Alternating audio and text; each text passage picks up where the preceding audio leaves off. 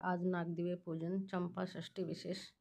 तर त्यासाठी मी पीठ मळून घेतलेलं आहे, एकदम घट्ट मळून घेतलेलं आहे. मीठ टाकून पीठ मळून घेतलेलं आहे. पिठाचा छोटासा गोळा घ्यायचा आणि त्याचे नागदिवे बनवतात आमच्याकडे. छोटा गोळा घ्यायचा, असा बनवायचा, लांब बनवायचा थोडासा आणि इकडून इकडून अंगठ्याने दिवा बनवून घ्यायचा छान. असे नागदिवे पूजेसाठी बनवतात आमच्याकडे चंपाषष्ठीच्या आदल्या दिवशी. तर मी तुम्हाला नागदिवे बनवून दाखवते.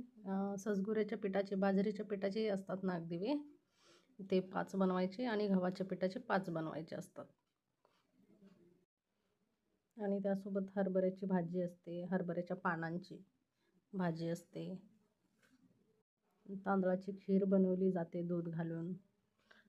आणि पूजेसाठी थोडासा भात बनवायचा आणि पूजा करायची.